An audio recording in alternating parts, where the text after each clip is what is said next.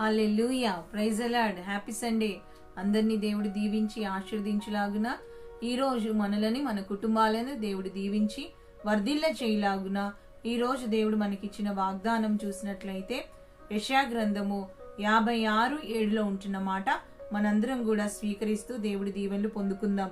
ఈ రోజు ఉంటున్న మాట చూసినట్లయితే, నా ప్రార్థనా మందిరంలో వారిని ఆనందింపజేసేదను, నా బలిపీఠం మీద వారర్పించు దహన బలులను నా బలులను నాకు అంగీకారం లగును. నా మందిరము సమస్త జనులకు ప్రార్థనా మందిరం అనబడును. అవును, ఈ రోజు ఉంటున్న మాట, నా మందిరము సమస్త జనులకు ప్రార్థనా మందిరం అనబడును. ఆయన అంటున్న మాట, నా మందిరంలో, నా ప్రార్థనా మందిరంలో వారిని ఆనందింపచేసేదను. నా ప్రార్థనా మందిరంలో, అవును, ఆయన అంటున్న మాట, అవును, ఆయన మందిరంలోనికి ఆయన బిడ్డలముగా ఆయన ఇచ్చే ఆశీర్వాదాలు పొందుకొనలాగున మనం ఈ రోజున మనమందరం కూడా మందిరంకి వచ్చే వారిగా ఉండాలి, మందిరంలో ప్రవేశించే వారిగా ఉండాలి, మందిర ఆశీర్వాదాలను పొందుకునే వారిగా ఉండాలి. అవును, మందిరం గురించి చూసినట్లయితే ఆ మందిరం అన్నమాట బైబిల్ గ్రంథంలో 542 సార్లు ఉంది. నిజమే, మనము ఆదివారాలు చూస్తే సంవత్సరానికి చూసినట్లయితే మనకి 52 మాత్రమే ఉన్నాయి. ఒక సంవత్సరానికి 365 రోజులు ఉంటే మనము మందిరం అన్నమాట 542 ఉంటే, అంటే మనము రోజు వెళ్ళినా కానీ ఇంకా ఎక్కువగా, అంటే ఇంకా ఎక్కువ వెళ్ళవలసిన వారిగా, ఇంకా ఎక్కువగా గడపవలసిన వారిగా మరి ఉన్నట్టుగా మనం చూస్తున్నాం. బైబిల్ గ్రంథం చూసినట్లయితే యేసయ్య మందిరంలో అనేక దినాలు, మరి ప్రతి దినము కూడా మందిరంలో గడిపినట్టుగా మనం చూస్తున్నాం. అవును, మందిరానికి ఎంతో విలువ ఉంది. మందిరానికి మనము మందిరంలో నా మందిరం అని అంటుండగా, నా ప్రార్థన మందిరం అని ఆయన అంటుండగా, ఆయన మందిరంలో ఆయనే ఉండే దేవుడై ఉంటున్నాడు. సాక్షాత్తు యేసయ్య దేవుడై ఉంటుండగా ఆయన మందిరానికి మనం వెళ్ళేవారు. మనం ఒక ఇంటికి వెళ్ళినప్పుడు ఈ ఇల్లు ఎవరిదంటే వాళ్ళు చెప్తారు, ఈ ఇల్లు పలానా వాళ్ళది, ఇక్కడ పలానా వాళ్ళు ఉన్నారు, ఈ ఊర్లో పలానా వాళ్ళు ఉన్నారు అనేసి మనము గుర్తు పెట్టుకుంటా ఉంటాం. ఎందుకంటే ఆ ఇల్లు వాళ్ళది, ఆ ఏరియా వాళ్ళది కాబట్టి. కానీ ఇక్కడ అంటున్న మాట ఏమంటే, నా మందిరము, అవును, ఆయనది అని ప్రత్యేకంగా చెప్తున్నాడు. నా మందిరము, ఈ రోజుకి ఈ మందిరానికి ఎప్పుడు రావాలి, ఎప్పుడు పడితే అప్పుడు రావడానికి, ఎప్పుడు వచ్చినా ఆయన ఇష్టపడే దేవుడు, ఎప్పుడు వచ్చినా కాదనేవాడు కాదు. అంతేకాకుండా ఆయన అంటున్న మాట చూసినట్లయితే, ఆయన ఆజ్ఞాపించిన మాట చూసినట్లయితే నిర్గమాకాండంలో అదే మాట రాయబడి ఉంది. అవును, నిజమే, ఆయన ఆజ్ఞల్లో ఎంతో ప్రాముఖ్యమైనదిగా ఈరోజు చూసినట్లయితే ఆ మాట రాయబడింది. నిర్గమాకాండంలో చూసినట్లయితే మనమందరం కూడా ముందుకు వచ్చినట్లయితే 20వ అధ్యాయంలో 8 నుంచి చూసినట్లయితే ఆ మాట రాయబడి, విశ్రాంతి దినమును పరిశుద్ధముగా ఆచరించుటకు జ్ఞాపకం ఉంచుకొనుము. 6 దినములు నీవు కష్టపడి నీ పని అంతయు చేయవలెను. 7వ దినము నీ దేవుడైన యెహోవాకు విశ్రాంతి దినము. దానిలో నీవైనను, నీ కుమారుడైనను, నీ కుమార్తె అయినను, నీ దాసుడైనను, నీ దాసి అయినను, నీ పశువైనను, నీ ఇండ్లలో నున్న పరదేశి అయినను ఏమీ పని చేయకూడదు. 6 దినములలో యెహోవా ఆకాశమును, భూమిని, సముద్రమును, ఆయన అంటున్న మాట ఈరోజు చూసినట్లయితే ఆయన అంటున్న మాట, మన పశువులు, పనివారు, ఎడ్లు కూడా ఏది కూడా పని చేయకూడదు అని అంటున్నాడు. విశ్రాంతి దినమును మనం ఆచరించే వారిగా ఉండాలి. విశ్రాంతి దినము ఎంతో ప్రత్యేకమైన రోజుగా దేవుడు ఆనాడే ఆజ్ఞలలో అది ఎంతో ప్రాముఖ్యమైందిగా 10 ఆజ్ఞల్లో ఒక ఆజ్ఞగా అక్కడ ఆయన నిలబెట్టినట్టుగా చూస్తున్నాం. అవును, మరి ఆ రోజు ఆయన నిలబెట్టాడు, ఆ రోజు మనకి ఆయన ఆజ్ఞ ఇచ్చాడు.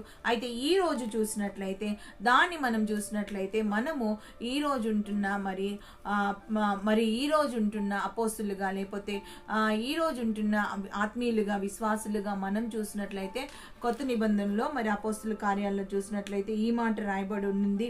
మనమందరం కూడా అపోస్తులు 2:46 ఉంటున్న మాట చూసినట్లయితే మనమందరం కూడా ముందుకు వచ్చి చూసినట్లయితే ఈ రోజు ఉంటున్న మాట, మరియు వారేక మనస్కులే ప్రతి దినము దేవాలయంలో తప్పక కూడుకొనుచు ఇంటింటా రొట్టె విరుచుచు దేవుణ్ణి స్తుతించుచు ప్రజలందరి వలన దయ పొందిన వారైరి. అవును, మనం ప్రజలందరి వలన దయ పొందిన వారిగా ఉండాలి. ప్రతి దినము కూడా మందిరానికి వచ్చారు. మరి ప్రతి దినము ఆది అపోస్తులు మందిరానికి వచ్చారు.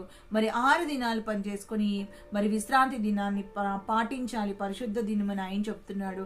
నా మందిరానికి వస్తే, నా మందిరం, నా ప్రార్థన మందిరంలో అని ఆయన అంటుండగా, మరి ఆయన మందిరానికి ఆయన బిడ్డగా ఆయన ఆశీర్వాదాలు పొందుకోవడానికి నీవు నీ కుటుంబ సమేతంగా రావాల్సిందిగా, నీవు నీ కుటుంబము దీవించబడవలసిందిగా, నీవు నీ కుటుంబ సమస్యలు పరిష్కరించవలసిందిగా, మరి ఈ రోజు ఆయన నీకు పిలుపును అందిస్తుండగా, ఆశీర్వాద వచనాలు పలుకుతుండగా, మరి ఆశీర్వాదాలు ఉన్న దగ్గర, ఆనందం ఉన్న దగ్గర ఆనందాన్ని పొందుకుంటూ, ఆశీర్వాదాలు ఉన్న దగ్గర ఆశీర్వాదాలు పొందుకుంటూ, ఐశ్వర్యం ఉన్న దగ్గర ఐశ్వర్యాన్ని పొందుకుంటూ, ఆయన ఇచ్చే దేవుడిని గ్రహించి ఆయన సమస్తాన్ని ఇచ్చే దేవుడు.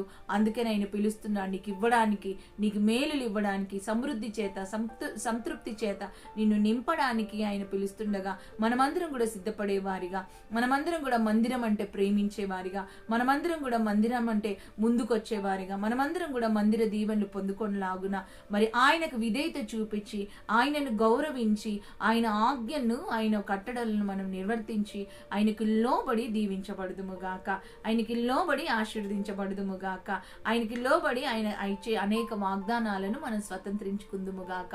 ఇట్టి కృప దేవుడు అనుగ్రహించులాగున ఈ రోజు ఎవరిదైతే మ్యారేజ్ డే, బర్త్డే సెలబ్రేషన్స్ ఉన్నాయో వారందరినీ దేవుడు దీవించులాగున, ప్రయాణాల్లో తోడుగా ఉండులాగున, ఏ ప్రార్థన అంశాలైతే ఉన్నాయో గర్భఫలమైన, భూఫలమైన, మరి అది ఆర్థిక ఇబ్బందులైన అప్పు సమస్యల నుంచి దేవుడు విడుదల ఇచ్చేలాగున, రక్షణ లేని వారికి రక్షణ ఇచ్చేలాగున, కుటుంబాల్లో ఆరోగ్యపరంగా ఆరోగ్యాన్ని ఇచ్చేలాగున, సమాధానాన్ని దేవుడు అనుగ్రహించేలాగున, ప్రతి ప్రార్థన అంశాన్ని దేవుడు నెరవేర్చేలాగున, మరి దేవుడు ఈ రోజు మరి దీవెనకరంగా, ఆశీర్వాదకరంగా, మేలుకరంగా మలచబడలాగున మనందరం కూడా ముందుకు వస్తూ చిన్న ప్రార్థన చేసుకుందాము.